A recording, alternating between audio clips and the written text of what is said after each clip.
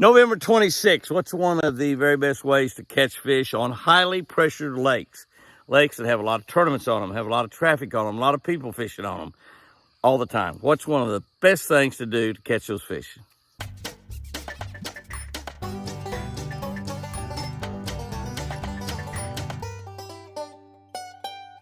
Good morning, guys and girls. November 26th. November 26th. Had a beautiful month of November.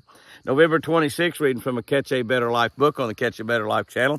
If you're not subscribed to this channel on YouTube, please go in there and subscribe to it right now. We have 27,000 plus of the best people in the world on there. You'll find friends on there. You'll have people who'll pray for you, people who'll rejoice with you when things go great in your life. And you will have a better life. You'll become a better person. People spend billions of dollars trying to make themselves better. You can do this absolutely free. Subscribe to that YouTube channel, Catch a Better Life with Jimmy Houston. By the way, subscribe to all three of our YouTube channels, Jimmy Houston Outdoors Fishing and Jimmy and Chris Houston's Twin Eagle Ranch. Mark 11:24 is the scripture that we're reading today, and it says, "Therefore I say to you, whatever things you ask when you pray, believe that you receive them and you will have them." Oh, boy, that's good. I love that one. I love that. I love that. Grass retreats during the cold winter months. Grass that earlier came all the way or very near to the surface now might be several feet deep, but it's still there, several feet deep. It's perfect, absolutely perfect, just what we want. Just the way that it holds the water a little bit cooler in the summertime, grass makes it a tad warmer in the winter. A suspended jerkbait, a lipless crankbait, something like a mimic, will bring those bass out of that grass. Slow rolling the spinnerbait, tipping the top of that bait with a Jimmy Houston Legend spinnerbait works great. Points, humps, and edges in the grass provide limitless spots to catch a fish. One of the things about grass is there are so many places in there for the bass to hold up. Jesus was saying in today's verse, these are red letters, Jesus Christ talking, that there are no limits to prayer.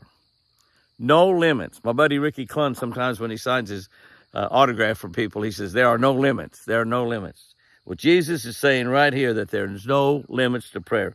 Whatever we ask for in a believing prayer, without a doubt, God will grant. God will grant. Can I tell you, this has always puzzled me. This verse right here has always puzzled me. As I prayed for many, many, many things without receiving them. Without receiving them. And yet I read this word right here. I know it's Jesus talking, and it still happens. I've come to realize that as a Christian, I'm submitting to God's will. And my prayer must reflect that I'm submitting to God's will.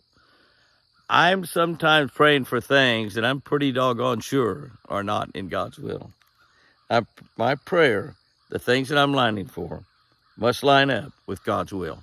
When I pray, the things that I'm asking God to do in my life must line up with His will. And those things, when that happens, I always receive. I always receive. Here's our fish today, talking about pressured lake, high pressured lakes. And by golly, just about all of them are pressured anymore. You know, we found a few honey holes around that not many people fishing. We kind of try to keep those lakes kind of quiet and not really advertise them too much so they wouldn't get real crowded with a lot of people on them. But the lakes, a lot of the lakes are high pressure nowadays. Fish lighter line and smaller baits, finesse baits on highly pressured lakes. And that's going to allow you to catch a lot more fish. Guys and girls, go out there and have you a great one today. And remember, I sure do love you.